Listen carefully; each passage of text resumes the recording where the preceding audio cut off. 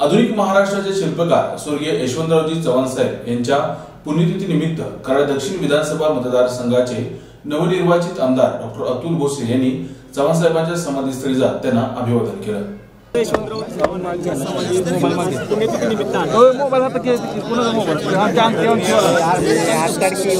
चव्हाण साहेबांच्या स्मृतीस्थळी निवडून आल्या त्यांच्या विचाराला स्मरून काम करण्याच्या बद्दल सुरुवात करण्यासाठी आम्ही निवडून आल्या इथं आलो होतो। आज चव्हाण साहेबांच्या पुण्यतिथीनिमित्त परत मी इथं आलेलो आहे आणि चव्हाण साहेबांच्या विचारांनी भविष्यकाळामध्ये काम करायचं, सुसंस्कृत चांगलं राजकारण, ज्या राजकारणाचा फायदा सर्वसामान्य जनतेला होईल अशा पद्धतीचं राजकारण करण्यासाठी भविष्य काळामध्ये आम्ही सगळेजण सज्ज झालेलो। बाबा, एक राज्यातील लक्षवेधी लढत म्हणून या बघितलं जातो या मतदारसंघाकडे। एकूण तुम्ही जी काही व्यूहरचना आखली त्याच्यामध्ये तुमचा विजय झाला, कसं वाटतं एकूण ह्या विजयाबद्दल?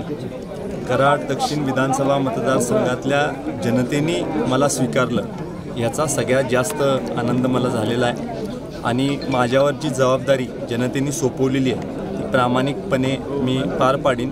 त्यांनी दिलेल्या संधीचं सोनं करण्याच्या बाबतीमधला प्रयत्न हा निश्चित भविष्यकाळात माझा राहील। तुम्ही फडणवीस साहेबांची भेट घेतली, या भेटीदरम्यान फडणवीस साहेबांनी पुढे कशा पद्धतीनं कार्य करण्याच्या सूचना दिल्या किंवा मार्गदर्शन केलं? कराड दक्षिण विधानसभा मतदारसंघासाठी जे लागेल ते सगळं देण्याच्या बाबतीमधला आशीर्वाद देवेंद्रजींनी मला दिलेला आहे आणि निश्चित या मतदारसंघातल्या लोकांच्या ज्या मागण्या असतील, ज्या अडीअडचणी असतील त्या सोडवण्यासाठी पूर्ण ताकदीने मी काम करतो। ज्या दिवशी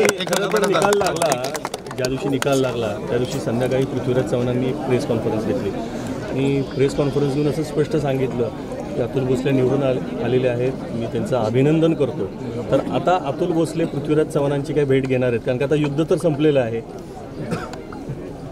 राजकारणामध्ये कराड दक्षिण विधानसभा मतदारसंघामध्ये काम करत असताना या मतदारसंघाला वारसा हा स्वर्गीय चव्हाण साहेबांचा आणि चव्हाण साहेबांचा वारसा असल्यामुळं सुसंस्कृत राजकारण करावं अशा पद्धतीच्या सूचना चव्हाण साहेबांनी दिलेल्या आहेत आणि त्यामुळे निश्चित चांगलं प्रगतीचं काम करत असताना विरोधकांशी देखील चर्चा करण्याच्या बाबतीमधला प्रयत्न हा भविष्यकाळामध्ये आमचा राहील।